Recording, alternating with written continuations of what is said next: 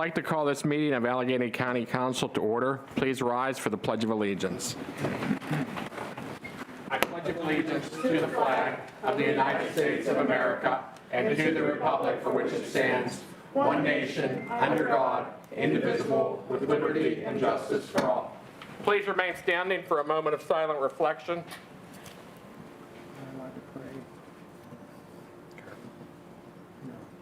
Thank you. Please be seated. Jared, please take roll.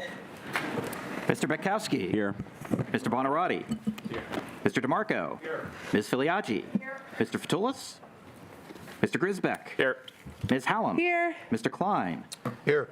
Mr. Macy. Here. Ms. Nacarati-Chapkus. Mr. Palmieri.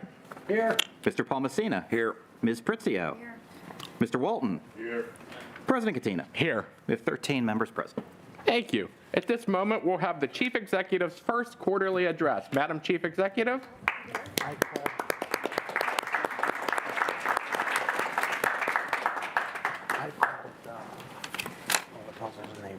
Well, hello, everyone. I'm so grateful to be standing here in front of you as your county executive and delivering my first address. It's a little bit of a long one because we've been very busy, but I just ask for your patience as we kind of summarize what we've been up to. And, I look forward to our ongoing collaboration.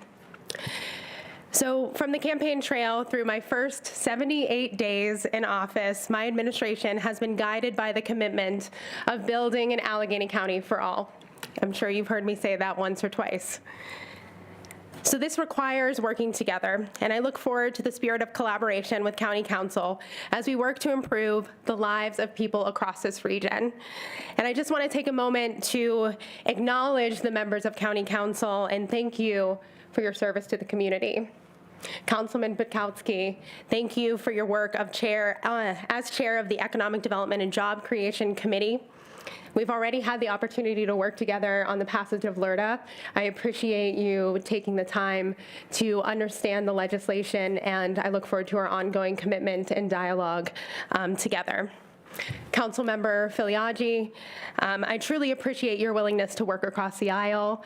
Thank you for your commitment to the people of this region, and thank you to your family for providing pizza for every major family life event that I had in the North Hills. So it means a lot. Councilmember Pritzio, I'm just so grateful that you've served as a progressive and independent voice on this body. I look forward to working with you as we do our county's first climate action plan and work on supporting employee-owned businesses together throughout our region. Councilman Grisbeck, it's been lovely to get to know you. Congratulations on your first term. I'm excited to see you grow into a leadership position, especially around issues involving equity and climate change. Councilmember Palmieri, it's been lovely to get to know you, and thank you for your commitment to public service. You have served for quite some time, and I look forward to continuing to work with you closely, especially when it comes to working with our county's greatest asset, our parks. Councilmember Fatulis isn't with us today, but appreciate his work and leadership on the Government Reform Committee. Councilmember Nacarati-Chapkus, which I think I heard, was she on Zoom?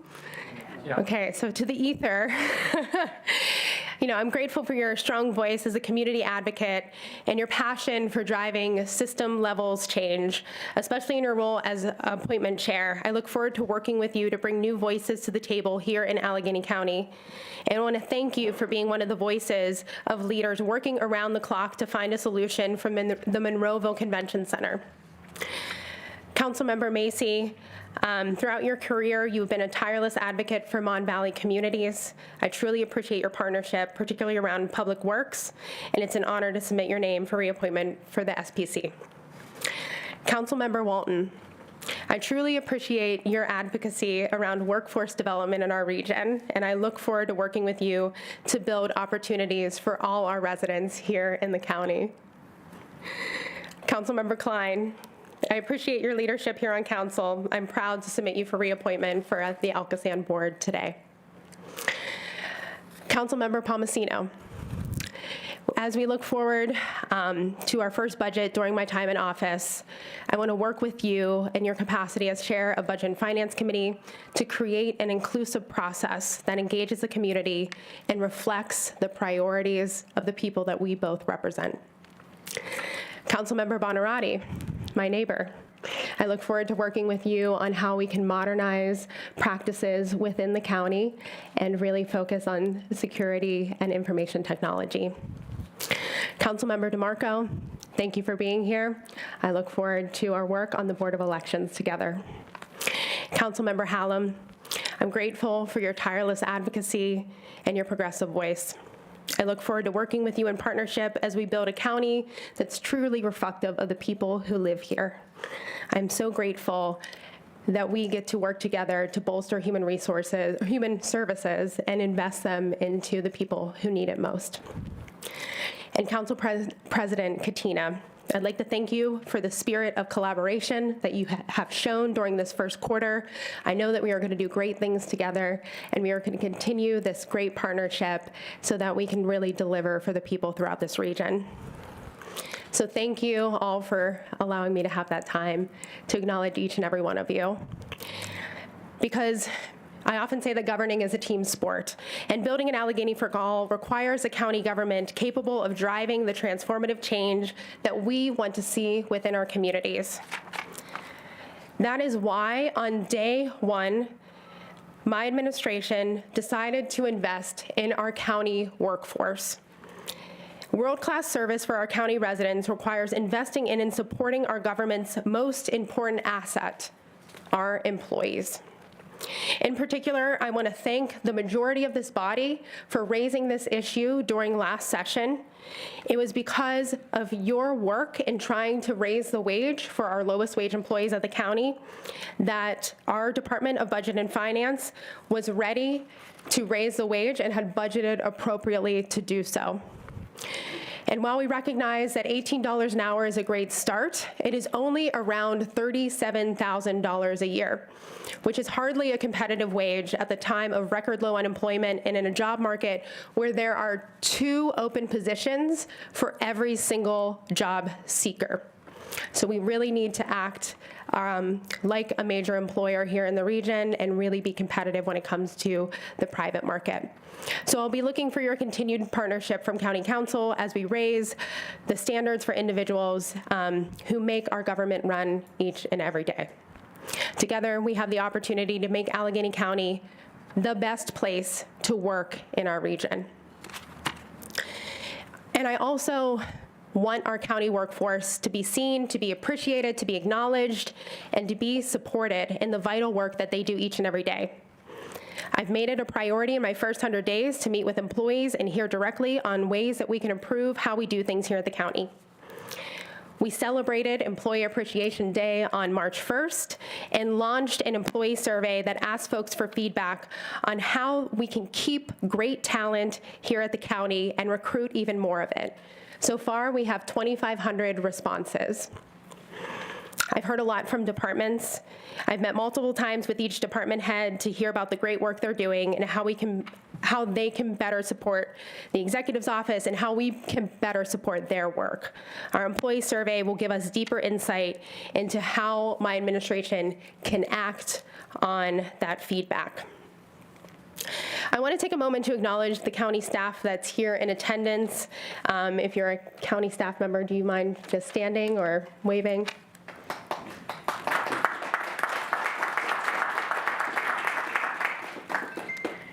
It's your dedication to service and this work that makes our county run, so thank you for that. And I do have some reports from my directors that I want to go over quickly, because they've been very busy in the first quarter as well. I want to thank Director Aaron Dalton and the Department of Human Services for your tireless work. Recently, DHS announced over $1 million in funding for community-based programs to address opioid use disorder with the goal of expanding access to care, reducing harm, and preventing overdose. DHS also recently issued a solicitation to pick partners to bolster medication-assisted treatment in the Allegheny County Jail as part of an effort that would add methadone induction to a range of treatments available to incarcerated individuals. DHS has also been engaged in critical work with our immigration and refugee community, recently engaging over 40 individuals from 24 organizations to solicit feedback on how to provide better support and services to these populations. This year, DHS also kicked off an initiative to drastically improve its process for contracting with nonprofits and community partners.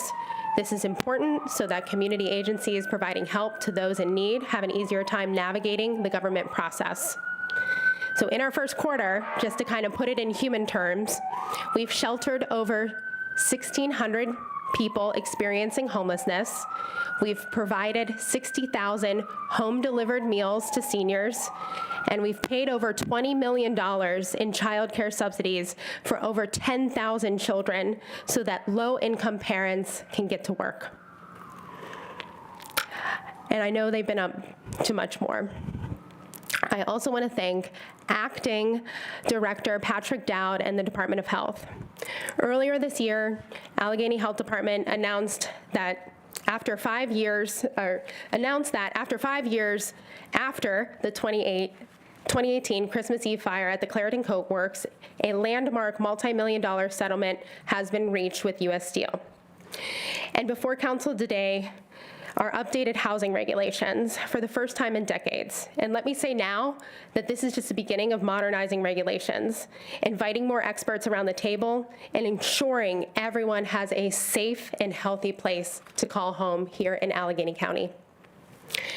And of course, we have to talk about everyone's favorite part of county government, which is our county parks, and Director Andy Beckley. Our county parks are a shining example of government providing tangible benefits to our residents every day. And as we speak, our Parks Department is preparing for golf season. So get ready. I want to thank them as they conclude an excellent winter season and provide skiing and ice skating as the weather cooperated. I also want to congratulate the department on welcoming 2 baby buffaloes just this week. We named them Reese after one of the architects of the park system, and Roddy after our first county executive. So go and visit them in South Park if you can.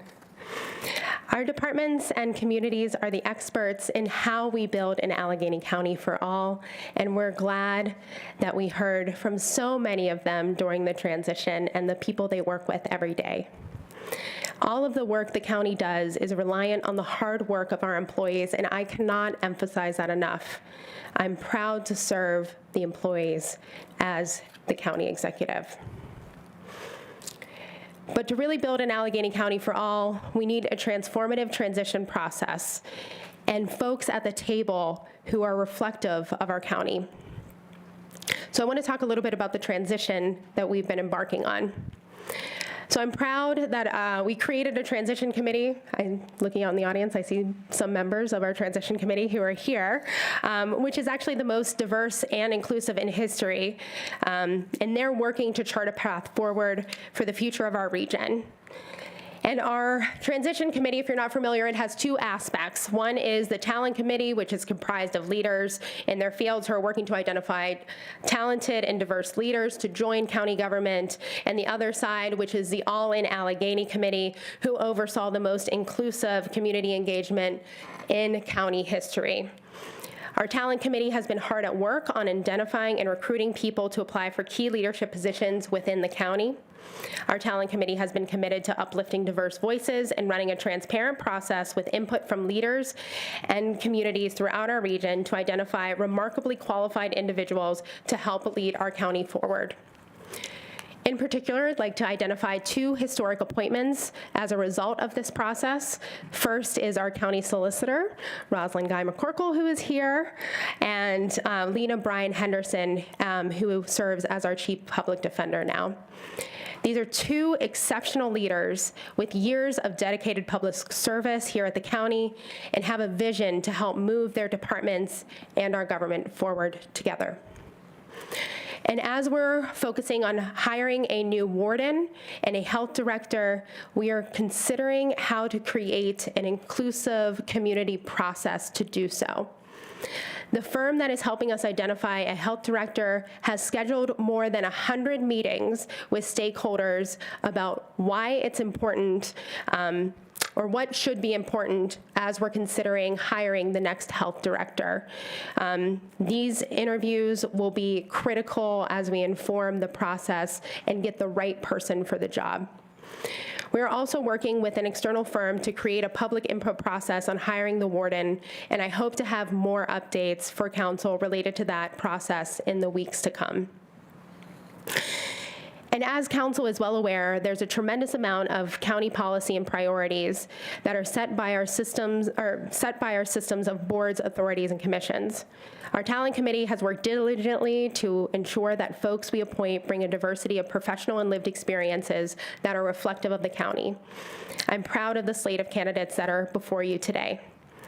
We are excited that they bring new and diverse voices to the table and lift up the expertise the county has to offer, from labor representatives to folks from higher ed to our business and nonprofit communities. I appreciate your consideration of these appointments, and I look forward to our continued partnership in this process as we build a government that is truly representative of our people. So the other part of our transition, which is the fun part, which is the All-In Allegheny effort, which has 9 policy subcommittees drawing on the expertise of 200 diverse representatives from across the county, all aimed at giving people a voice in shaping the priorities of my administration and the solutions that they want to see from county government. For example, on our Public Safety Committee, we have a police chief and a criminal justice reform advocate leading conversations on how they can actually create safer communities for everyone.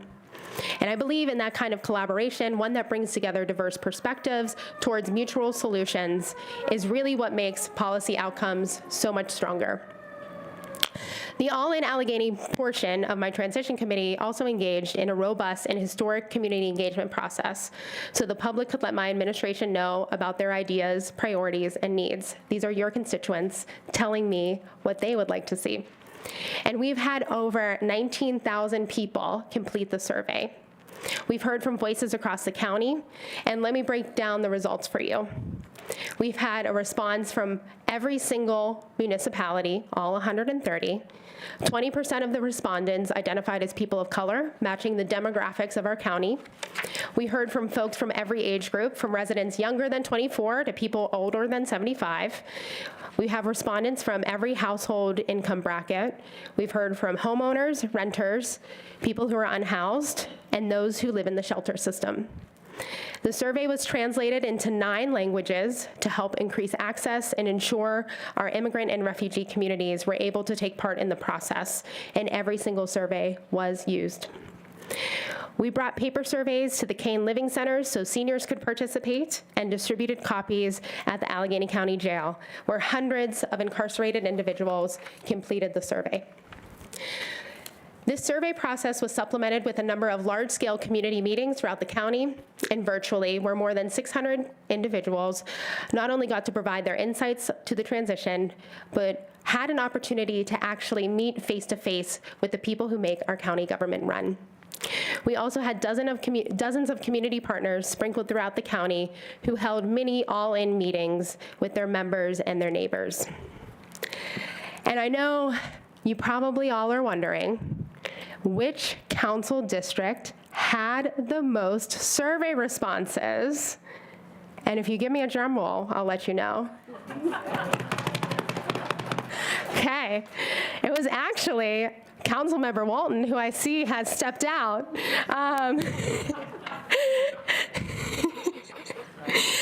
And in his district, there was 2,355 respondents. So that was the highest level of participation we saw when you break it down by council district.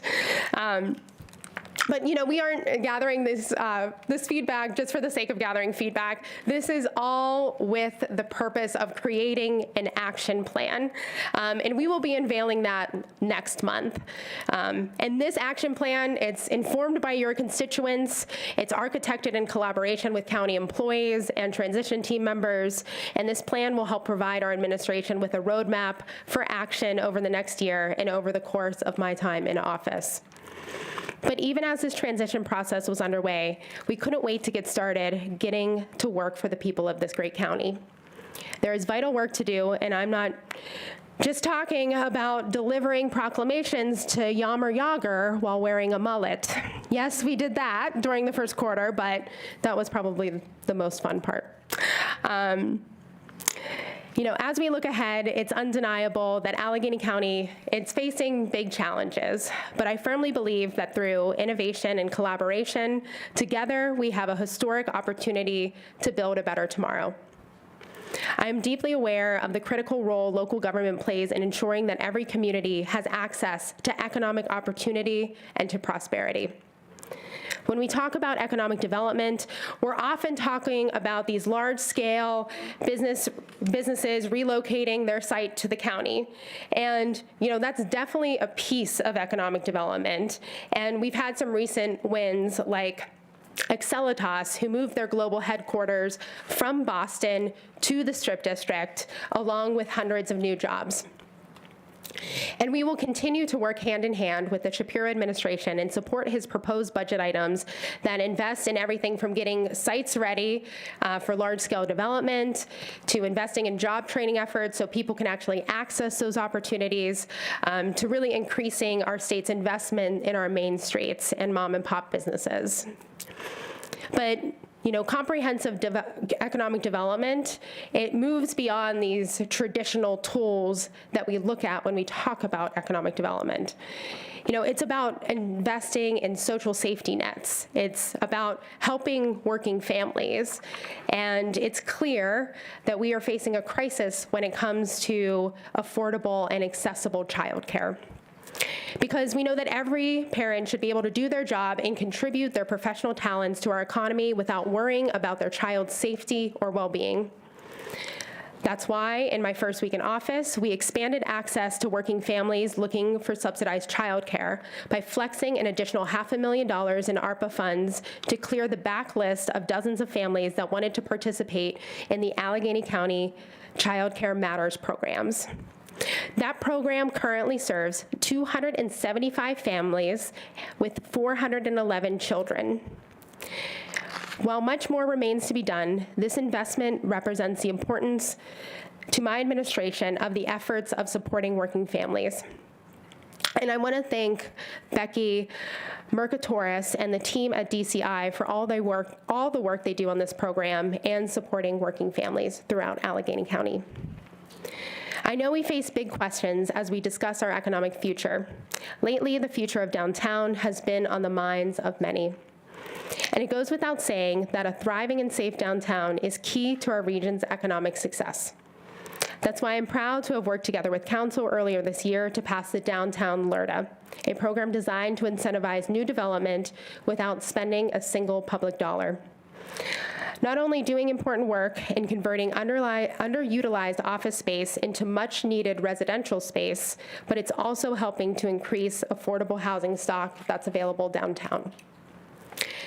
And that's just a starting point. There's much more that needs to be done. But LRTA is an important step, and it signifies to our partners in state and federal government that we are serious about attracting the right type of development to our downtown region. We are constantly at the table with Allegheny Conference, the Mayor's Administration, and the URA to reimagine our downtown, not only as a diverse economy, but as a vibrant and thriving 18-hour neighborhood. And we all know economic development isn't just about downtown. It's about rebuilding our main streets throughout our county. It's about supporting our small and local businesses. And it's about driving economic growth throughout our county. And I just want to again note the work that Councilmember Nicorati Chopkis did to save the Monroeville Convention Center, because it is such an important anchor in Monroeville's economy. And that's the kind of things that my administration will be focusing on. In discussions ranging from downtown to reassessments, it has not been lost to me the importance of housing policy in addressing the big questions that face our local economies and governments. We have to be serious about affordable housing, because housed and unhoused people alike are being squeezed by high prices, low inventory, and crumbling buildings. My administration is working with the Department of Human Services to raise additional funds to help people who are unsheltered move into transitional or permanent housing. And to date, we've received commitments of millions of dollars from our philanthropic community, and we look forward to having more announcements for council soon as we invest in this initiative. We're also looking at innovative ways to address housing policy as it relates to broader issues, including working with a wide range of partners, ranging from organized labor to climate advocates, to pursue federal funding for improvement to public housing via projects that would increase energy efficiency and invest in local workforce development pathways. And as we move forward, I want to use every tool in the county's disposal to help our unhoused neighbors build more attainable housing for working families, secure funding for vital home repairs, and create more pathways to home ownership. Addressing housing in a way that de-silos our departments and brings community to the table is a big job. That's why I created the Director of Housing position within my office. I'm pleased to announce that Ed Nusser, who is transitioning his work as Executive Director of the City of Bridges Community Land Trust, will be joining the county in a few weeks to take on this role. We are so excited to welcome him. But as I think about where I've spent my time in this first quarter, I've spent a lot of it talking about public safety. In my inaugural address, I addressed our community members who are incarcerated, reiterating how they deserve our respect and investments so they may live full and dignified lives. I've attended 3 jail oversight board meetings so far this year, including one on my second day in office. I also visited the Allegheny County Jail on my second day in office and have regularly scheduled meetings with jail leadership. While necessary change doesn't happen overnight, my administration is committed to working with the community to tangibly improve our criminal legal system. So whether it's addressing long-standing issues at the Allegheny County Jail or finding an appropriate path forward for Schumann Center, one that provides system-involved youth with the support and resources they need. I appreciate Council's partnership on this endeavor, especially from Councilwoman Hallam, whose tireless advocacy on the Jail Oversight Board. And thank you to Council for approving our historic slate of community members that we put before you earlier this year. In the coming weeks, my office will have additional updates for Council on issues ranging from the warden search to the oversight of Schumann, and I look forward to those conversations. So as we think about the future of public safety in our county, it's not just about reform, but it's also about meaningful investment. The single biggest capital expenditure the county will be embarking on, beyond roads and bridges, will be a designed and engineered public safety ultra-high frequency radio system for the entire county. An over $80 million investment into critical technology and infrastructure updates.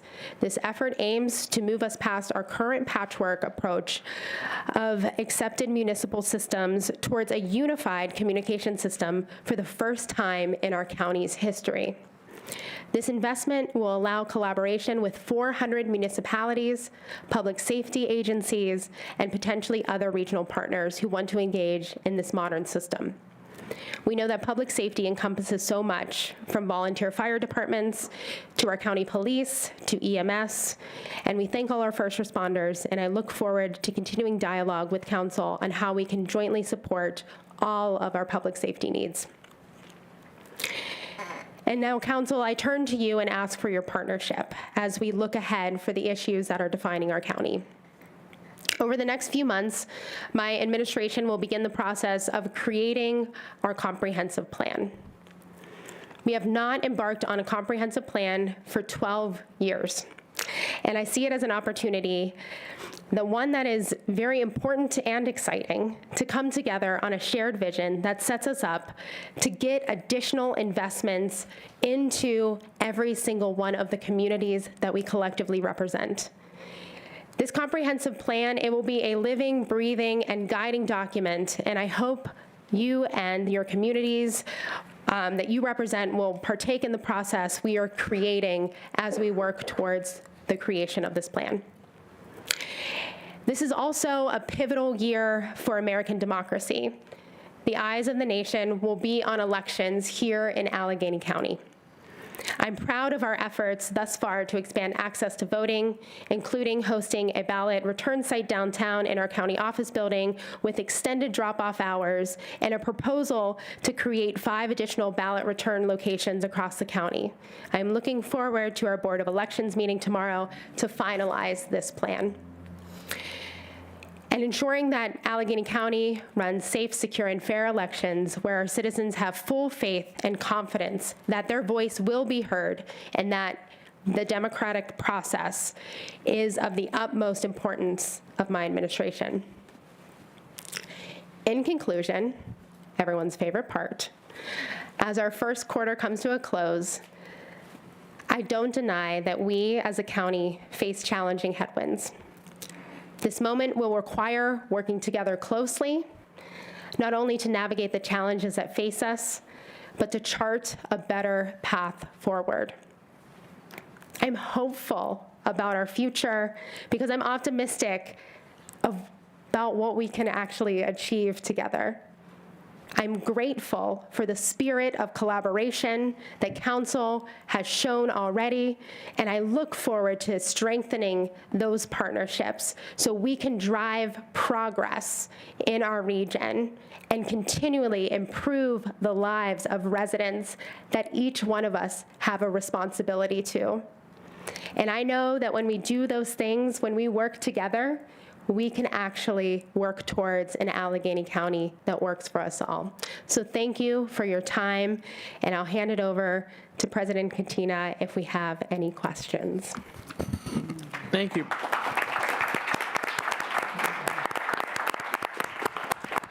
Thank you, Madam Chief Executive. Were there any questions by members? Councilman DeMarco? Thank you, County Executive Innamorato. Thank you for coming today before Council. Really do appreciate it. Earlier in your address, you mentioned the U.S. Steel fire back in 2018. Mm-hmm. As a result of that fire, there was a settlement that was signed that lasted 5 years.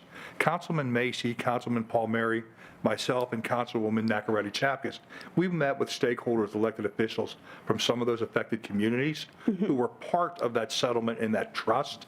So out of that came a commitment that fines paid by U.S. Steel that went into the Clean Air Fund, 90% of it went into this trust, which was then dispersed to those communities. They've come to us asking us, because that agreement ends in June of 2024, whether the administration would be amenable to extending that. And we've talked with U.S. Steel, who has said that they are amenable to extending it. So it falls on the, within the county's purview.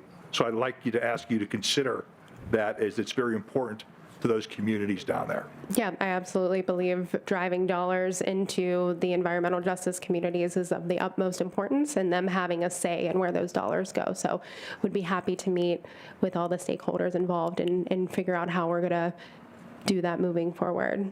Well, thank you. Then secondly, we talked about the LRTA downtown. I was very happy to support the LRTA, to try to give you and our other elected officials the tools necessary to try to address the challenges that we're facing. However, some of the developers have come and said, because we face competitive pressures here in Pennsylvania, like we have a 10-year limit on the amount for the LRTA, whereas folks like Ohio, have 20 or longer. So that's a legislative fix. But one of the things we talk about is the need for more housing stock or affordable housing.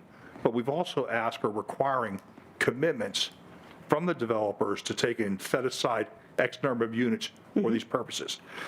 Allegheny County currently has about 58,000 vacant properties. Is there any consideration having been given to considering that these developers would have to contribute to like a housing fund that could then be used to take and repair some of these vacant properties to put them back on the tax rolls is a way to address that and also to allow them to move forward with building some of these projects that we're talking about.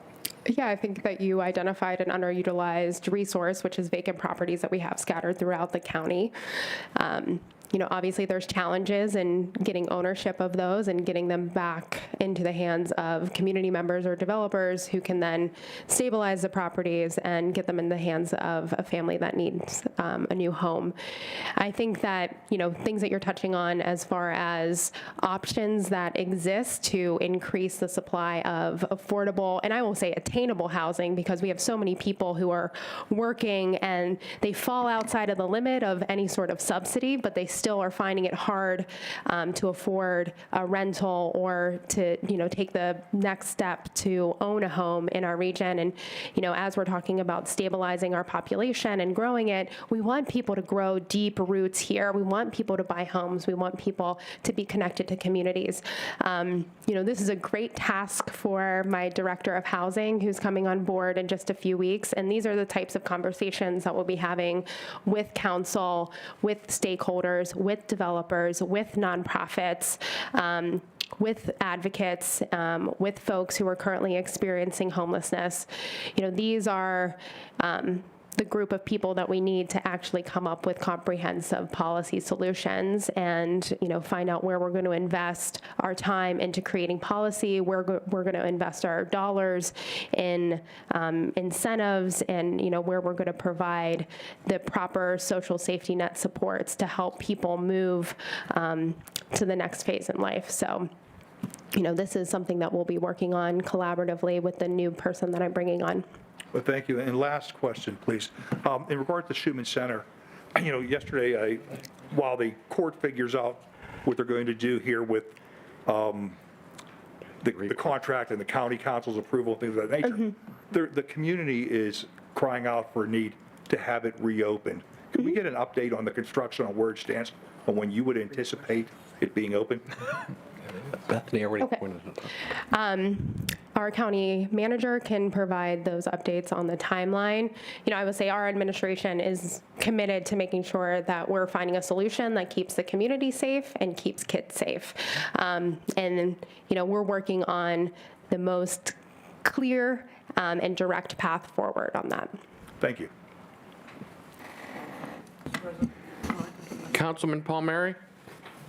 Thank you, Mr. President. Madam Executive, thank you for coming over and taking the time to address us today. One thing, I just wanted to bring up the fact that you didn't mention one of our great assets, CCAC. Yes. I wanted to, and I remind you about that because I've been serving, had the honor and privilege of serving on that with the trustees for quite a while now. And under Dr. Bullock's leadership, we have really turned things around there. And I would like to think at some point, it's the best kept secret, I think. And it's also one of the greatest assets for the families as far as being able to afford education for their children. So my goal is ultimately to let people know, can we do a campaign, can we do something to really force the issues out there and let people know that they can send their children for 2 years, books and all, for less than what it costs to send to one of the other colleges for a year.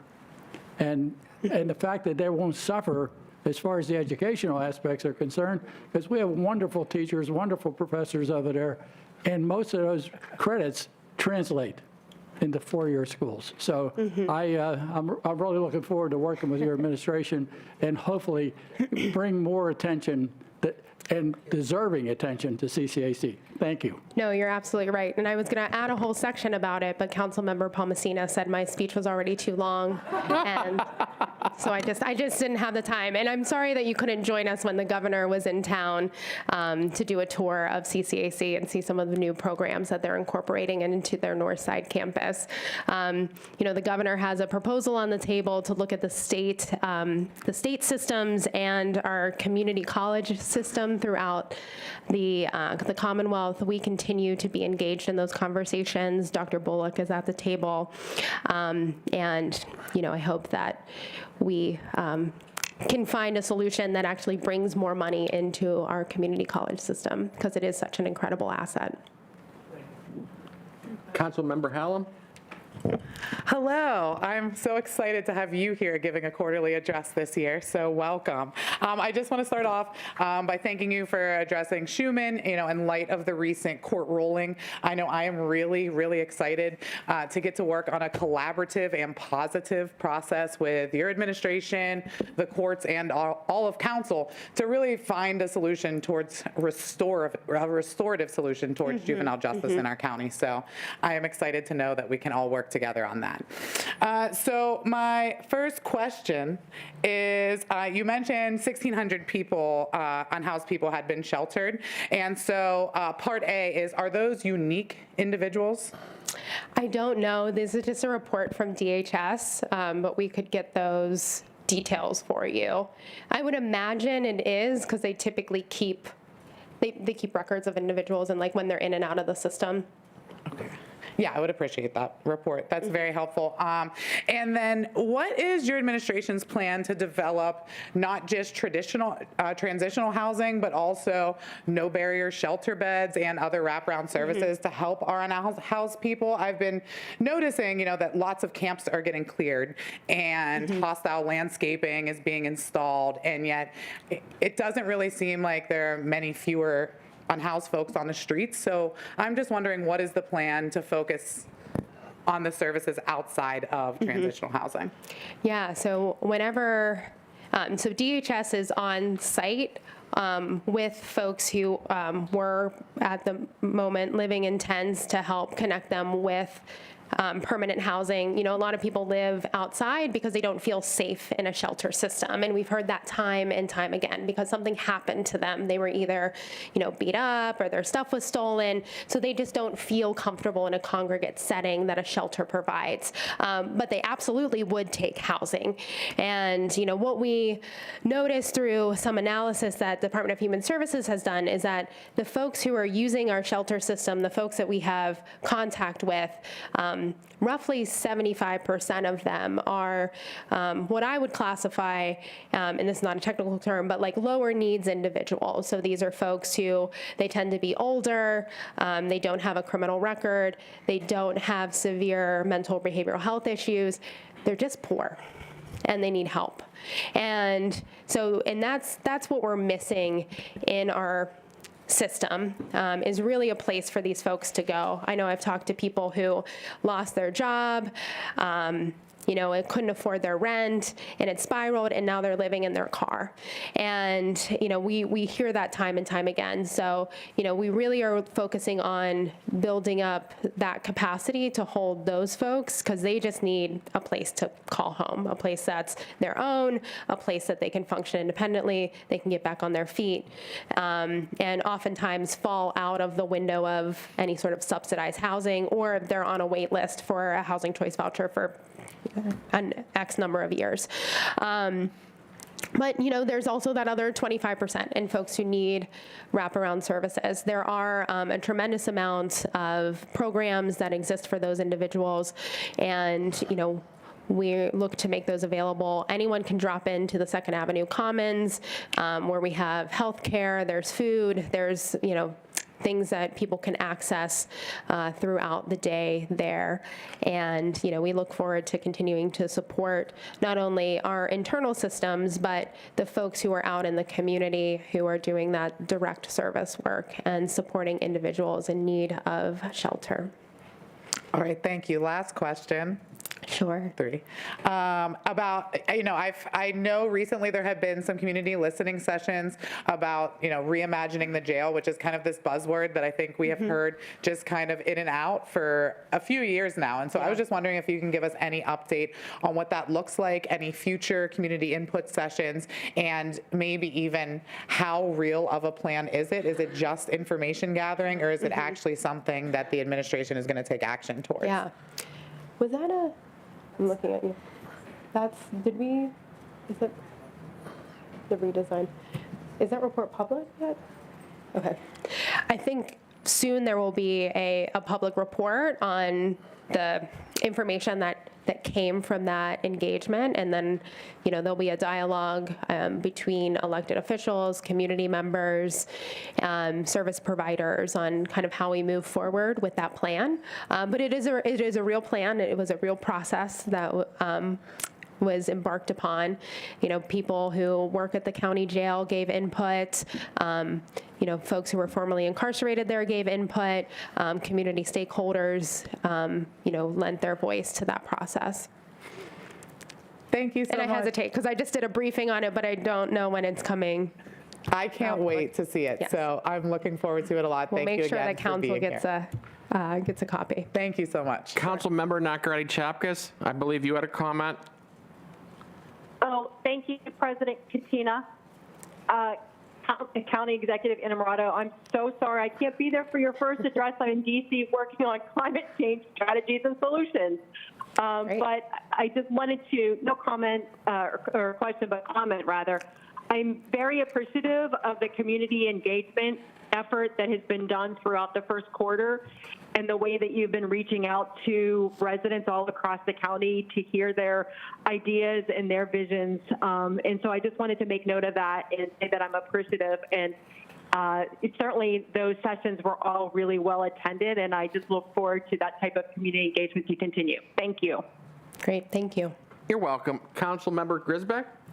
Thank you for being here, County Executive Innamorato. Really appreciate some of the efforts you've had so far. Like Councilwoman Nakaradi-Chapkus mentioned, the All in Allegheny listening sessions were fantastic. I had the opportunity to attend one, and as a new council member, especially being able to hear the perspective of our existing employees throughout Allegheny County and the great work that they're already doing was really enlightening for me. Also very much appreciated increasing wages for our lowest paid workers and making sure that they are respected and adequately compensated for the good work that they're doing throughout Allegheny County, as well as the upcoming effort to make sure that we're enfranchising as many voters as possible through the ballot box. One question I do have, though, and an area that's been persistent in plaguing Allegheny County has been air quality, especially as of late. Hydrogen sulfide exceedances have really been setting record numbers, and exceeding the record numbers that were set last year. Do you have, I know that you're waiting on, attempting to hire a new director of the health department, but can you speak to any new efforts that you plan on undergoing in your administration to make sure that, this same pay to pollute methodology doesn't continue like it has in previous years? So I appreciate you bringing this question to the public because, it is an ongoing issue that we have. And, this is why it's of the utmost importance that we are laser focused on finding our next health director, because this is a person who is going to lead not only our public health initiatives that help address infant and maternal mortality and address racial disparities that exist in that, but also are responsible for our environmental quality. And, that's a broad set of topics to be engaged in. So we are really honed in on selecting that leadership. And that is our primary focus right now. We consistently are out of compliance. And, that, while, is negative, it does allow us to build a stronger relationship with the EPA. So my administration has been meeting with our local region and establishing relationships there and really seeing what tools are available to us through the federal government to help with increasing our air quality and holding our polluters accountable when they break the law and are in violation of their agreements that they have with county government. So we're just going to continue to do that and hone in on that new leadership, build the team that we need to provide the oversight and the teams to create the new policies that we need to ensure that we're protecting the health and safety of the people that are here and, allowing businesses to be able to operate as well. Thank you very much. That's all I have. Thank you. Any other questions? Councilmember Filiaggi? Thank you very much. Thank you very much, County Executive Innamorato, for coming in and talking to us, and for that plug for Sir Pizza. I'll never turn that down. And you caught me off guard, so now I'm going to try to be very articulate and efficient with my question. But I am excited to hear about the ultra-high frequency unified communication system. I knew for you public would be. safety. Yeah. And because in the District 2, that public safety and the frequencies have been an issue, and that is one of the main things that the district has come to me about. I have been meeting with the Council of Governments and the emergency services. Yeah. So I was hoping to get a plug in the comprehensive plan, which I'm excited to be a part of and collaborate with, is to hopefully in this broader public safety initiative to anticipate the continued struggle of the volunteer-driven emergency services system, which is the suburban, which is what goes on in the suburbs of Allegheny County, not the city, but in the suburbs. And it is, they're struggling to get volunteers. In fact, I'm going to Highland Volunteer Fire Department to give proclamations because these people are so dedicated to what they do. But I'd like to see if the comprehensive plan could include how we're going to anticipate this struggle and perhaps have the county serve as a support system and possibly supplement those services in a four corners way. I'm looking at a program that's being run by Lawton County, Virginia. I've been directed by some of our own emergency services people, and the model that they use to have their county supplement the services. We don't want to do away with the volunteers, but we want to supplement and continue to let them thrive and be proud of what they do and how they are public servants as well. So I'd like to see if we could include something like that into the comprehensive plan. Yeah, absolutely. Well, first, let me also thank Chief Brown and the work that he's been doing and launching our new technology and infrastructure. So he's been in key in leading that. And, you touch on work that's been happening for many years in the county, and something that gets brought to my attention quite a bit from municipal leaders to firefighters themselves. And, Connect has done a lot of work on this and convening a table around the future of fire, and has made some recommendations. We want to take those into account and hopefully convene the table that can start to talk about how we move forward together and what kind of resources are necessary and where those resources are going to come from. We need to have an honest dialogue because the way that it's working right now is not sustainable, and I appreciate your attention to that. As a state representative, I represented many volunteer fire companies, and they had, a similar tale to tell. So, appreciate your work in that front, and we look forward to using the powers of the executive office to convene the parties necessary to have that conversation, and could absolutely be a part of the comprehensive planning process. Thank you very much. Thank you. Any questions from this side? No questions? Okay, just a question for me, actually a statement and a question. The first thing, obviously, I look forward to working with you and all of the administration on a path forward to deal with the juvenile justice crisis in Schumann Center. First and foremost, obviously. I mean, we have a lot of work cut out for us, and I think we just need to get down to business and solve for that as quickly as possible. The UHF, I can't speak highly enough about the UHF frequency transition because it's been such a struggle for so many years, and we've had such a patchwork of repeaters, and there were so many dead spots, and it's not even a question, it's just generally a statement. I just want to applaud the administration for making that happen because that basically improves public safety like you wouldn't believe. Calls aren't dropped. Police officers will actually be able to hear the calls when there's a shots fired or what have you, because I know in District 4 where I represent, especially through the Chartiers Valley area, there were just so many issues with radio communications. And this system will ultimately improve that, like I said, and it's going to make things so much better, not only for my area, but for the entire county. So I just want to thank you for coming here tonight for your first address, and obviously you gave us a lot in your first address. I did. And I thank you very much for that update, Madam Chief Executive. So thank you again. Thank you. Before you leave, it was council, or not council member, I'm promoting Jen Liptak to a council member. Manager Liptak, was she going to provide an update on Schuman for Councilman DeMarco, or? I am. I'll provide it to your chief of staff. I can give it to you in writing. I can send that to him tomorrow.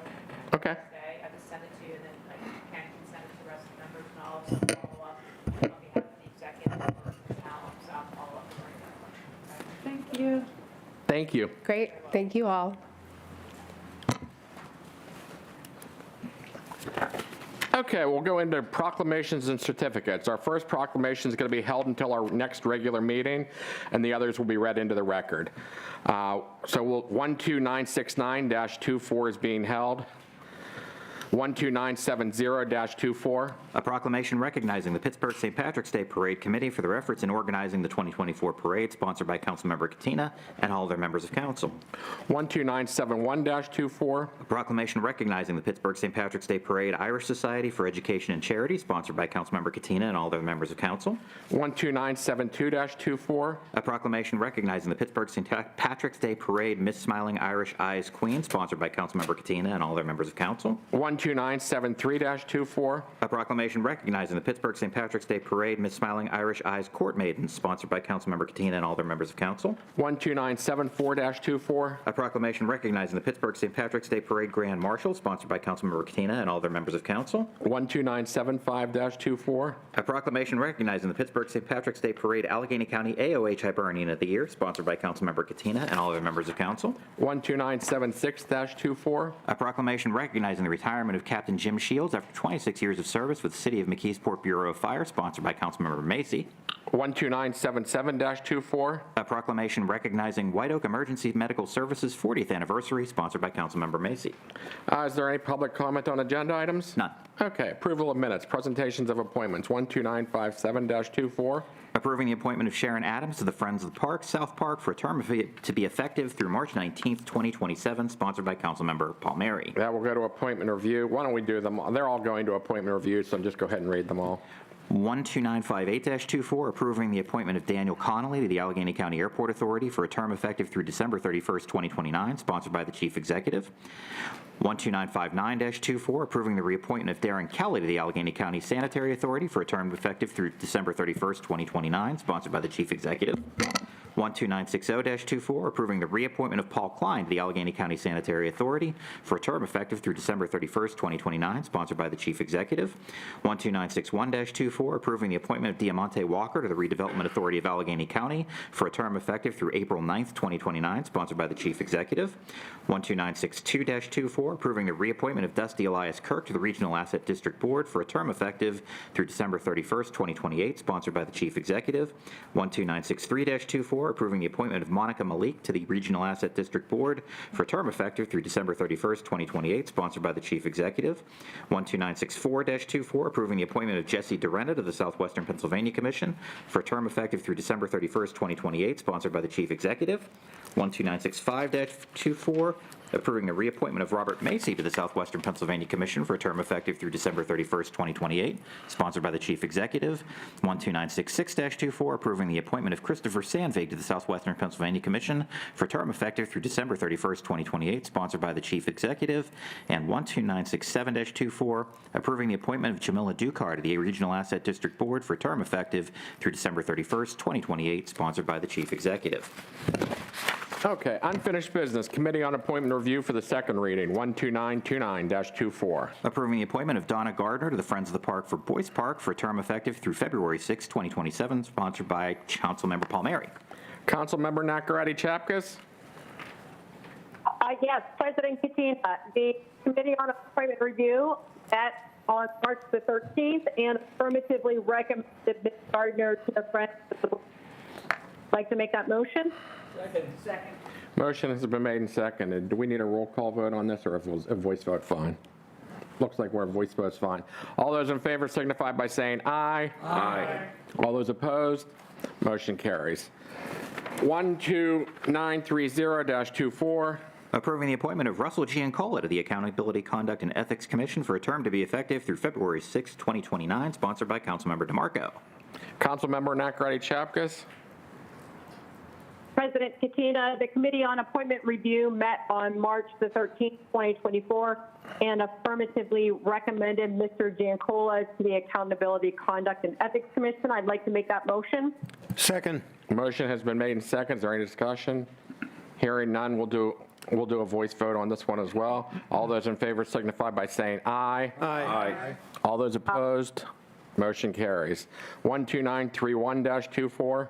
Approving the appointment of Maria Swartz to the Friends of the Park for Boyce Park for a term effective through February 6, 2027, sponsored by Councilmember Pritzio. Councilmember Nakaradi Chapkus. Yes, President Katina, the Committee on Appointment Review met on March 13th, 2024, and affirmatively recommended Ms. Swartz to the Friends of the Park for Boyce Park, and I'd like to make that motion.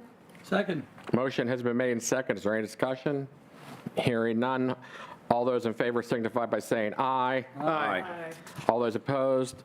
Motion carries. Committee on Budget and Finance for the second reading. 12951-24. An ordinance of the County of Allegheny, Commonwealth of Pennsylvania, extending the county real estate tax discount deadline from March 31st, 2024 to April 30th, 2024, and the gross face period deadline from May 1st, 2024 to May 31st, 2024, sponsored by Councilmember Katina. Thank you. Is there a second? Second. Motion has been made and seconded. Discussion? Hearing no discussion. Roll call vote, please, Jared. On the motion to approve, Mr. Petkowski. Yes. Mr. Bonarotti. Yes. Mr. DeMarco. Yes. Ms. Filiaggi. Yes. Mr. Fatulis. Mr. Grisbeck. Yes. Ms. Hallam. Yes. Mr. Klein. Yes. Mr. Macy. Yes. Ms. Nakaradi Chapkus. Yes. Mr. Palmieri. Yes. Mr. Palmasina. Yes. Ms. Pritzio. Yes. Mr. Walton. President Katina. Yes. Ayes 13 with zero noes. The motion passes. And Councilman Palmasina, I apologize. Your committee met and obviously affirmatively recommended it. Yeah, I thought you skipped me. Sorry about that. I apologize. That's fine. 12954-24. A resolution of the County of Allegheny amending the grants and special accounts budget for 2024, submission number 01-24, sponsored by the Chief Executive. Councilmember Palmasina. Thank you, President Katina, for not forgetting me. The Budget and Finance Committee met on March 13th and affirmatively recommended this resolution. I move for approval. Second. Motion has been made and second. Is there any discussion? Hearing no discussion, Jared, please take a roll call vote. On the motion to approve, Mr. Petkowski. Yes. Mr. Bonarotti. Yes. Mr. DeMarco. Yes. Ms. Filiaggi. Yes. Mr. Fatulis. Mr. Grisbeck. Yes. Ms. Hallam. Yes. Mr. Klein. Yes. Mr. Macy. Yes. Ms. Nakaradi Chapkus. Yes. Mr. Palmieri. Yes. Mr. Palmasina. Yes. Ms. Pritzio. Mr. Walton. President Katina. Yes. Ayes 13, no 0. The bill passes. Are there any liaison reports this evening? Seeing none, we'll move. Okay. I'll give one and just remind everybody that we have a Board of Elections meeting tomorrow at 11:30. We will be voting on the proposal to have 5 drop boxes throughout the county. So please come down and have your voices heard. Thank you. Correction. There will be 5 mail-in ballot drop-off locations, not drop boxes. Language is important. Thank you, Councilman DeMarco. Thank you. We'll move on to new business ordinances and resolutions. 12978-24. An ordinance of the Council of the County of Allegheny ratifying revisions of Article 6 of the Allegheny County Health Department Rules and Regulations concerning housing and community environment, sponsored by the Chief Executive. That's going to Health and Human Services. 12979-24. A resolution of the Council of the County of Allegheny regarding the tax increment financing plan presented by Wilkins Area Industrial Development Authority, authorizing participation in the Waterfront Apartments Tax Increment Financing District, and authorizing related agreements, sponsored by the Chief Executive. That will go to Economic Development and Job Creation. We now have new business. 12968-24. A motion of the Council of Allegheny County authorizing payment of invoices for extraordinary professional services rendered as a result of litigation involving Allegheny County Council as a party, sponsored by Councilmember Katina. Councilmember Palmieri, would you like to make that motion? Yes, I would. Second. Motion has been made and seconded. For the record, the total amount is $6,219. Motion has been made and seconded. Discussion. Go ahead. Yeah, I just have a question. What litigation is this? Schuman. Schuman, gotcha, thanks. Any other discussion? Hearing none, roll call vote, please, Jared. On the motion to approve, Mr. Betkowski. Yes. Mr. Bonarotti. Yes. Mr. DeMarco. Yes. Ms. Filiaggi. Yes. Mr. Fatulis. Mr. Grisbeck. Yes. Ms. Hallam. Yes. Mr. Klein. Yes. Mr. Macy. Yes. Ms. Nacarati-Chapkus. Yes. Mr. Palmieri. Yes. Mr. Palmasina. Yes. Ms. Pritzia. Yes. Mr. Walton.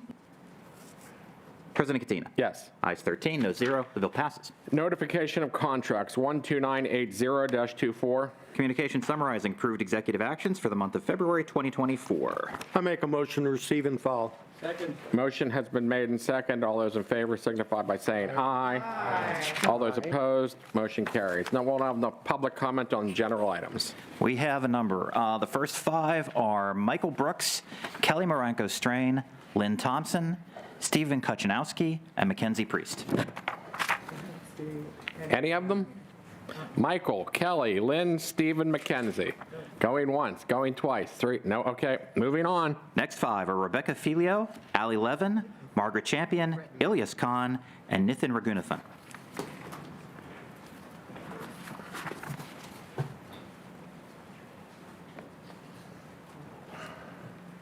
Nobody else? Okay, I'll go first then.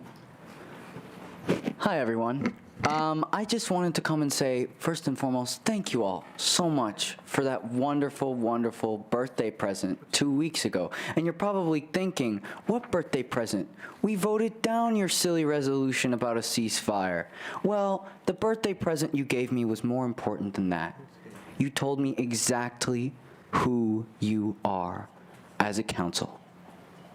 Isn't that a wonderful present to give your constituents on their birthday? It is amazing, actually, just the sheer statistics of who you proved yourselves to be 2 weeks ago. To the folks who voted in favor of this resolution, you are truly amazing because you actually did your jobs and represented this county. As a matter of fact, the number of people who showed up in support of that resolution that night was 66% of the audience. The number of Allegheny County council members who voted in favor of that resolution that night was 20%. So that means that there's about a 40% discrepancy in representation here. That's astounding. We came here to talk about peace and justice, and we were met with blatant racism, xenophobia, and not one but 2 illegal abstentions, on top of being completely and grossly misrepresented. Now, if you'd like to apologize for your remarks, you can talk to me after class. But first and foremost, if you folks ain't gonna do your jobs, then we will do them for you. Because what you have told the young people of this county is that you're not willing to represent them. You're not interested in representing them. You're interested in representing yourselves and your own fears and paranoias about something that really is a very simple matter of human rights, compassion, and dignity. If you fully intend, as it seems like you have, to talk about Hamas more than about human rights and dignity, you have lost the young people of this county. You will continue losing the young people of this county. And I can promise to each and every one of you who voted against this or abstained in it, that the young people of this county do not forget, and we hold grudges. Thank you. I yield my time. Next 5. Paige Hall. Oh, I was part of the previous 5. Oh, I'm sorry. Yeah. Hi, everyone. My name is Nithin Raghunathan. I was also here 2 weeks ago when we were talking about the ceasefire resolution. I just wanted to bring up, so In January 2023, Councilman Bob Macy and Councilman Sam DeMarco created a censure resolution on Councilwoman Hallam for calling one judge a mean name. Why am I bringing this up? Because 2 weeks ago, when we were discussing 30,000 Palestinians being slaughtered, 1,200 Israelis being slaughtered, Bob Macy had the audacity to look at me and laugh and giggle while we were discussing this. He had the audacity to say that he doesn't want to be a conspiracy theorist. But on the other hand, we have people who may have come to this country legally, had the right papers, but may have had a hidden agenda. My parents were quote unquote legal immigrants to this country. I don't know what hidden agenda they had. I don't know what hidden agenda the majority of us who were at that meeting had. But I'm here to ask the council if they will condemn this blatant hate speech, the xenophobic and racist language, and if Bob Macy will apologize to the 74,000 immigrants that live in this county, the $300 million that pay $300 million worth of taxes and hold $731 million in spending power in this county. Bob Macy, will you apologize for your racist and xenophobic remarks, and will the rest of the council condemn this speech and censure him for this speech? Thank you. Next 5 are Paige Hall, Ayesha Zuni, Sam Schmidt, Laura Perkins, and Corey Roma.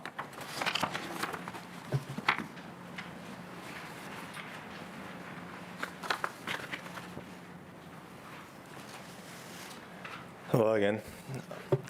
Thank you for listening to us in the past 2 council meetings. It was really a long time for you guys, and I appreciate all of you sitting through it.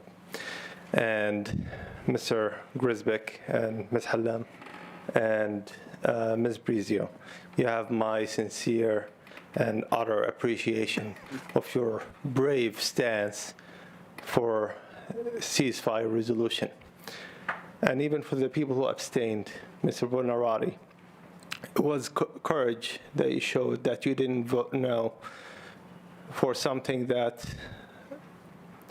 I know a lot of people think they should vote no for. My name is Iyas Azuni. I got a PhD from Purdue University. And then once I started working, I got interviewed to become a citizen here. Once I cleared the interview, after the officer asked me what was my agenda here, I told him my agenda was to experience freedom here. But after that, I snickered, because my real agenda wasn't that. My real agenda was to make money. But I find it interesting that I get questioned for my agenda here because of my opinions. You all sat through almost 8 hours of people calling for you not to vote for the resolution because it would encourage anti-Semitism. It's a legit fear. But when Islamophobia stared you in the eyes, in this council, in this room, in front of everybody, nobody talked about it.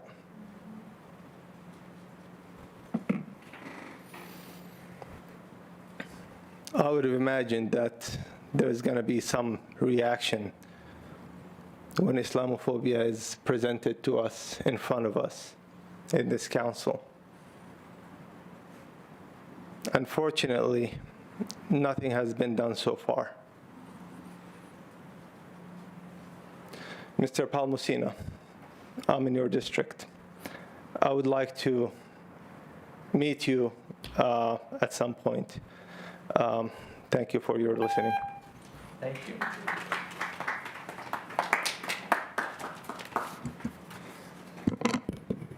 Hello, Council. Mr. Roma, could you just state your name for the record? Sorry. Yes, sir. Hello, Council. My name is Corey Roma. I am a resident of Crafton Borough in District 12, and I'm here to voice my abject disappointment and disgust with the way this Council conducted the last meeting on March 5th. First and foremost, my criticism is not directed at most of the staff who put in long hours of effort and did what they could with the directions they were given, nor is it angled at Council members Grisbeck, Hallam, and Pritzio, whose courage to stand with the people should be commended.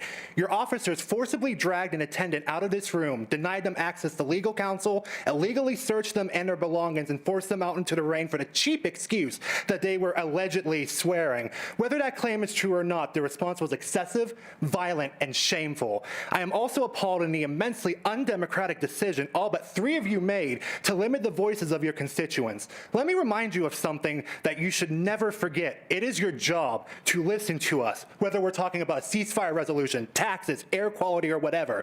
Your duty is to hear what the residents of this county have to say. If you are incapable or unwilling to devote the time or effort to that, then stand down and let those who have the commitment and stamina to actually make change take the reins. Lastly, I want to address the individual actions that some of you took that I and others were particularly incensed by. Between Mr. Bukowski straight up telling us before a word was even spoken that nothing we would say would change anyone's mind, to Mr. DeMarco engaging in petty Twitter beats with people when he should have been listening to the people talk to him, the racist, xenophobic, and morally repugnant statements out of Mr. Macy, or Mr. Walton just not even bothering to show up like today. We deserve better. And come election time, we will remember these injustices and vote for somebody who will do better. Shame. Thank you.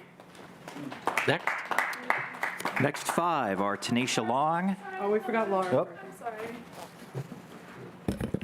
Hi, everyone. My name is Laura Perkins. In addition to being a taxpaying resident of Allegheny County, I'm the human rights organizer at Casa San Jose, a nonprofit organization that connects, supports, and advocates with and for the Latino community of Southwest Pennsylvania. I am here in response to the xenophobic remarks of Councilmember Macy on March 5th, who is not even looking at me. The immigrant community Casa San Jose serves would ideally be here speaking on their own behalf, but unfortunately, this is not a safe space for them. They do not feel safe because on Tuesday, March 5th, Councilmember Bob Macy said, and I quote, "People in this county may have come here legally, may have had all the right papers, but may have came with a hidden agenda." This quote implies that immigrants are nefarious criminals. I invite Bob Casey and any other council member to come to Casa San Jose's office at any time and meet the people Councilmember Macy refers to in his statement. I would love for you all to observe the agenda, I'm using air quotes a lot in this, the agenda of these people who have been racially profiled by our police officers, the agenda of the people who drive our economy. For a county whose population has grown by just 2.2% from 2010 to 2020, the Hispanic population has grown by 80%, and this is according to the census, which drastically undercounts immigrants. I would love for you to observe the agenda of the man who, after months of 80-hour work weeks, was sent away without thousands of dollars of pay by an employer who threatened to call ICE if the worker complained. I invite you to observe the agenda of the 18-year-old girl who was sexually assaulted by her employer, and then the police did not investigate because getting an interpreter was too difficult. I invite you to observe the agenda of the poor woman who saved her extra cash in a jar for months and then donated over $300 in $1 and $5 bills for Casa San Jose to give to a family in need. I invite you to observe the agenda of hundreds of students who spend their evenings in our English as a second language classes, eager to communicate with their neighbors. The agenda of our youth programs who clean the streets of Beachview and make Valentines for people in detention. The agenda of the immigrants eligible to get driver's licenses who are turned away at the DMV because employees are too lazy to get an interpreter.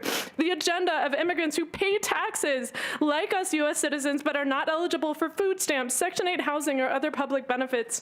Instead of spreading conspiracy theories about people you do not know, you should be thanking your lucky stars that these kind, hardworking, creative, selfless people are moving into your districts, especially yours, Councilmember Macy. They're moving into your district. They are your constituents. Casa San Jose envisions a Pittsburgh region that celebrates culture, welcomes immigrants, and embraces inclusion, dignity, and respect. We call on all county voters and council members to share our vision. We say no to xenophobic statements and actions. We will not stand idly by while our community is attacked. Thank you. Next. The next 5 now are Tanisha Long, Kyna James, Derek Hausler, Christine Buzel, and Robert Chung.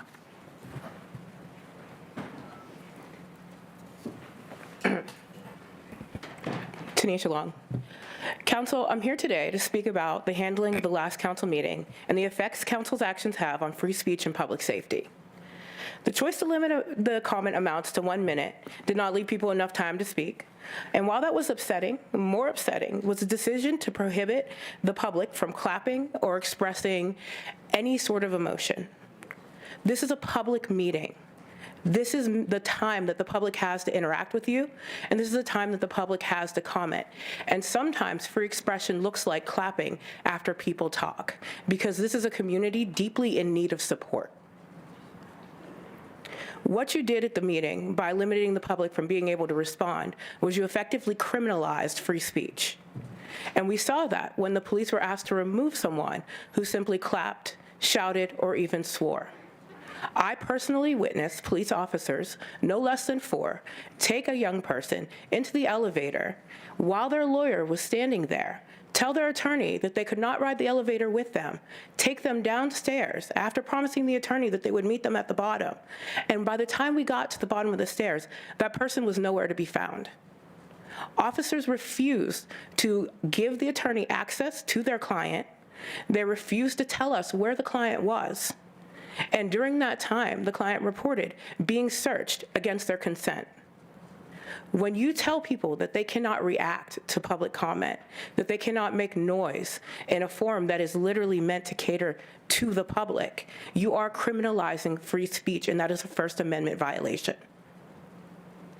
I don't mean to be a conspiracy theorist, but there are members of this council who may have been voted here legally, who may have all the right votes and paperwork, but may be here with a hidden agenda.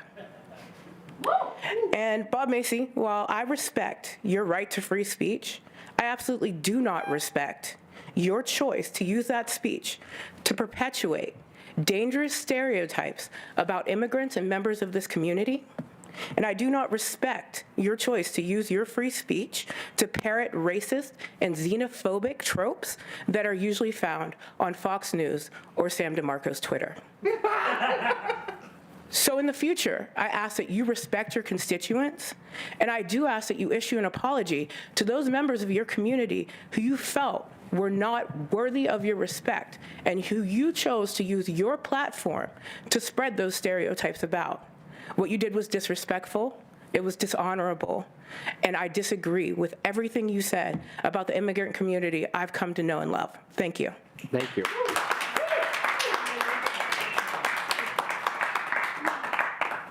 Kyna James is sick right now. She sent me her comment. Is that okay if I read it? Yeah. Are people okay with that? I can share it with folks. My name is Kyna James, and I am the coalition organizer for the Alliance for Police Accountability, also the criminal justice chair for the NAACP. To Councilman Bob Macy to put theories out into the world by saying people may have been here legally and had all their papers but came with a hidden agenda is an extremely poor taste and racist. Let me remind you that your ancestors came to a land that was already occupied with a hidden agenda, murdered and killed people to take land that did not belong to them. Then your ancestors beat, raped, and murdered the people that built America. You, sir, are in fact an immigrant. Just because the color of your skin has awarded you privilege all of your life does not mean you're allowed to force racism down our throats. To President Pat Katina, I have always thought you are a fair individual, but to state that there are no right or wrong answers after hearing a blatantly racist statement from Bob Macy has me now questioning your character. Bob Macy, you should be ashamed of yourself and don't confuse 2024 with the 1800s. This is no longer your America. Look at the world around you and realize you are now the minority. Thank you. Next.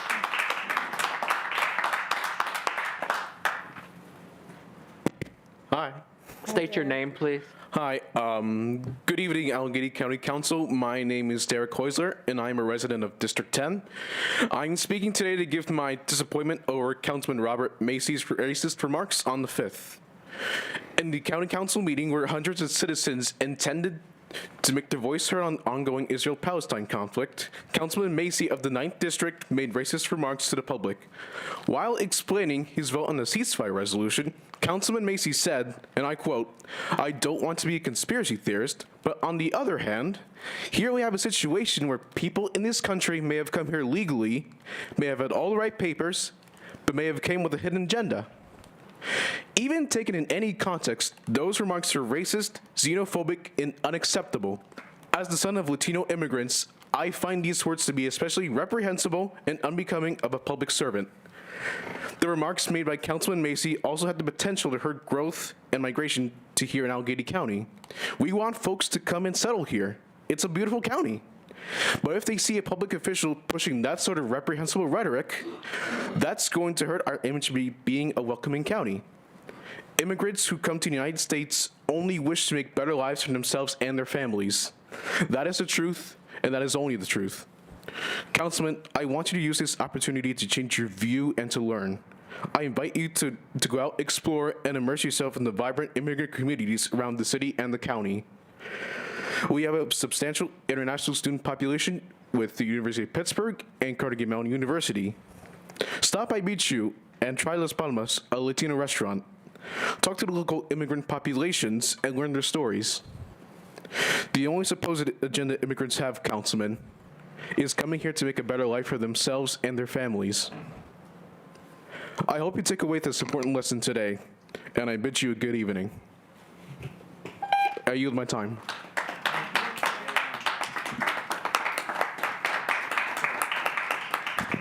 Check, check.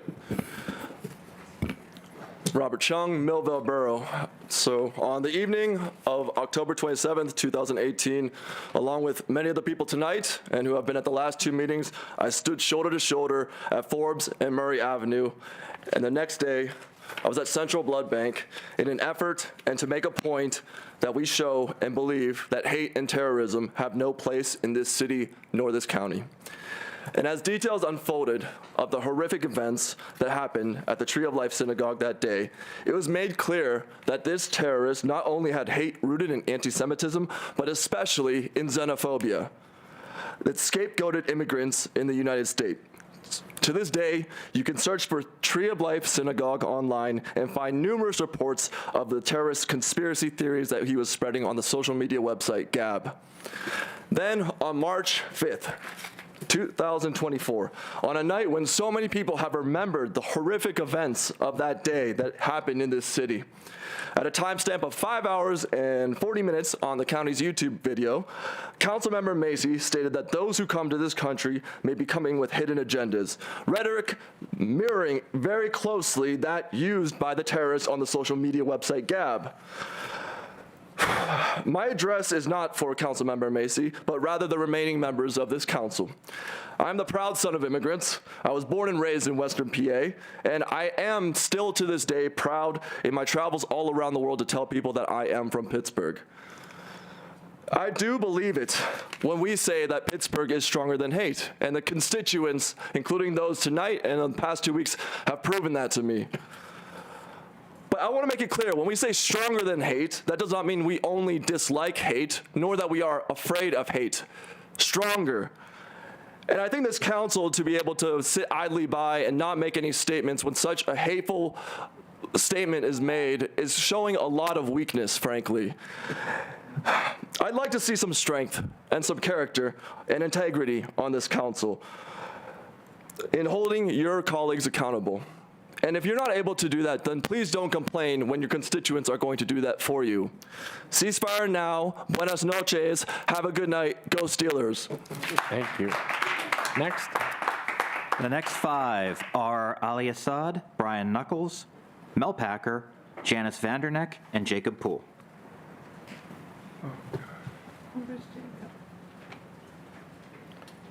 Commandeer place later.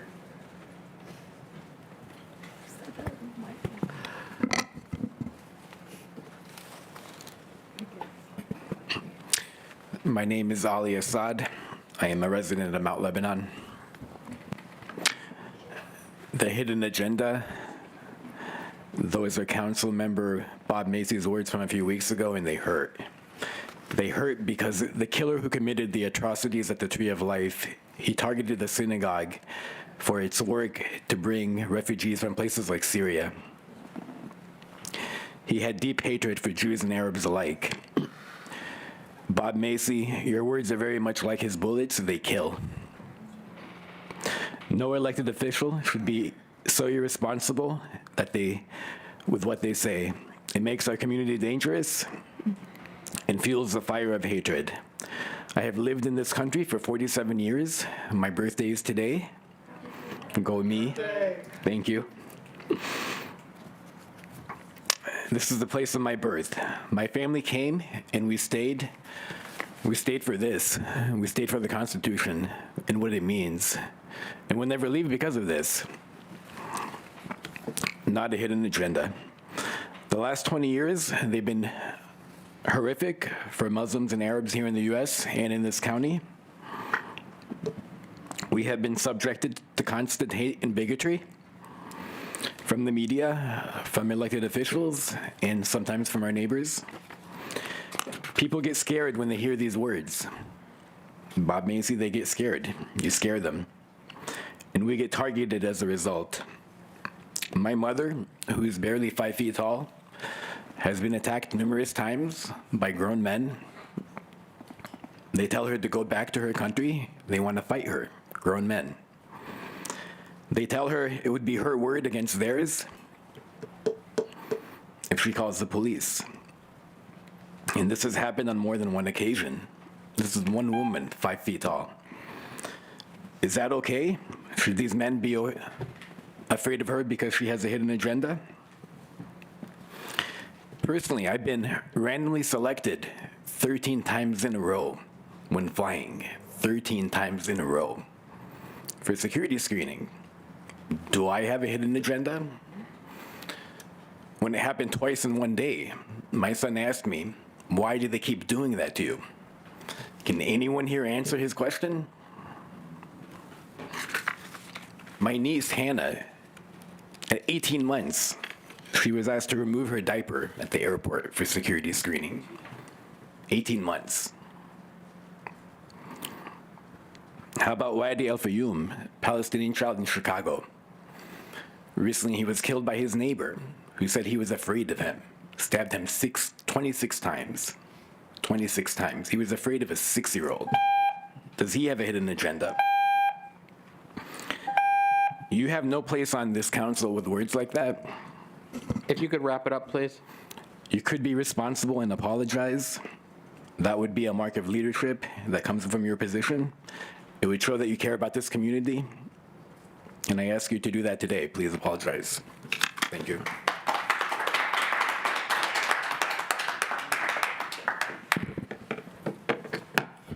Hello, Council. I'm Brian Knuckles. I live in Wilkinsburg. First, I'd like to say hello to my council member, Councilmember Walton. Thanks for joining us. Please make yourself comfortable. So, in my family, democracy is very important.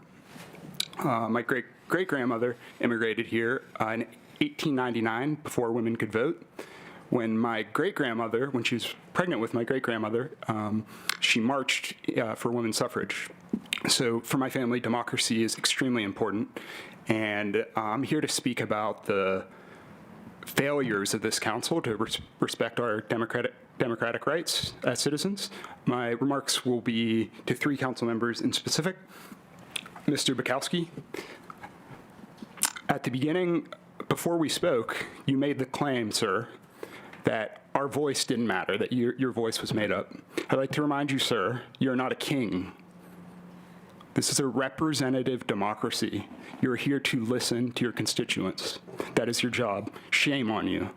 And I'm calling on the council to censor Mr. Bukowski for those deplorable statements. Mr. Macy, who's left? Oh, there you are, Mr. Macy. You've been denounced as a racist. You've been denounced as a xenophobe. I'm calling, where's your evidence? Where do these claims, these salacious claims come from? Demonstrate and show your evidence. Extreme claims, where's the evidence? You've been denounced by many of my more articulate comrades and peers here. Council, until these claims are substantiated, I don't see any other solution but to censor Mr. Macy. Censor Mr. Macy. And Mr. Katina, your actions 2 weeks ago, they might seem less severe, but to hide behind bureaucracy and civility during a genocide, it's disgusting. In my field, I'm a therapist, there's a term called gaslighting. Gaslighting is when you blame people's emotions that are rightful on them. So when someone has a authentic emotional response to disgusting racism and you have them dragged out of the proceedings, it's unacceptable. Censor Katina. And I'm calling for apologies and resignations. This is a time of moral crisis. Our agenda here, we are a multi-gender, multi-ethnic, multi-class movement. Our agenda is moral certainty, sir. I'm talking to you, Mr. Macy. That's our agenda. I'm proud to stand side by side with immigrants, with gay people, with women, with people of color, with white working class people. And we denounce you and your racism. Thank you.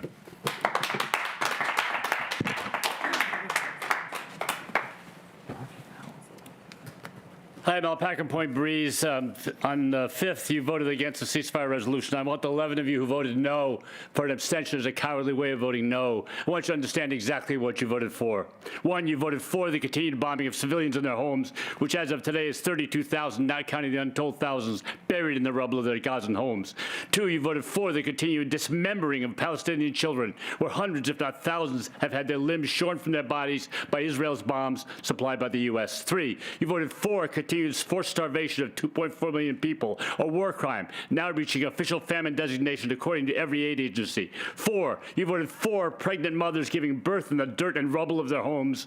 Four, continued C-sections without anesthesia, given the blockade of medical supplies by Israel. You voted for continued bombing of hospitals, the death of medical personnel who tried desperately to save their patients, and deaths of newborn and powerless incubators. You voted for the murder by Israeli snipers or bombing of hundreds of officially recognized journalists, fully marked as press in numbers unheard of in any modern warfare. You voted for a belief in the lies told by 1/3 of the speakers on the 5th who identified as Zionists and who falsely claimed that those of us who stood in the streets with them after the Tree of Life massacre, those of us who joined their rallies and demonstrations to mourn and protest anti-Semitism, and even this speaker here, whose car was vandalized and our home featured and attacked on a viciously anti-Semitic white supremacist website because our vehicle bumper stickers advocated for social justice, had suddenly become, just like that, in the Zionist words, vicious anti-Semites who desired the death of Jews, and you believe them. You voted for much more in the ongoing genocide being carried out by, in the words of Senator Chuck Schumer, the highest-ranking Jewish members of Congress, echoed by the Biden administration, quote, a right-wing government that needs to be changed and the bombing of civilians stopped. Even they call for a ceasefire, but not this council. No, you defied even the party most of you belong to when 11 you voted for continuation of the slaughter. But that was clearly not enough. For during council members' remarks, as I've been mentioned here, you heard Councilman Bob Macy utter disgustingly racist comments about immigrants, which should have brought an immediate halt to council proceedings and a demand for Pat Katina that he retract and apologize. But instead, you had one of your constituents dragged out and arrested when they verbally challenged his racism. It was a new low I thought I would never see from this council. But life goes on. At least here it does, and death, fully supported by most members of this council, also goes on, relentlessly and with our tax dollars supporting it. That vote will go down in infamy in the pages of this county council's history, and I, like the families of 32,000 dead Palestinians, like the parents of dead children whose bodies are found in pieces in the rubble, like most people of the world, will never forget, and nor will I forgive. And incidentally, I want to add something about Bob Macy. My wife, Emily DeFerrari, got a call from him today apologizing for his comments. When she said to him, you should apologize to the public, not to me, you know what he told her? Many of my colleagues said I shouldn't do that. Have fun, folks. Thank you. Last? The only one remaining after that group is Amira Al-Zarani. Not here. Is there a motion to adjourn? She allowed me to speak on her behalf as I'm allowed. No, not this evening, sorry. Is there a motion to adjourn? Is there a motion has been made and seconded. All those in favor signify by saying aye. You're not going to do Thank you. racist comments? You're not going to talk about it? This was public comment. But do you want to respond to it? We have the option to put something on the agenda for the next meeting and allow public comment and discussion on it. Okay.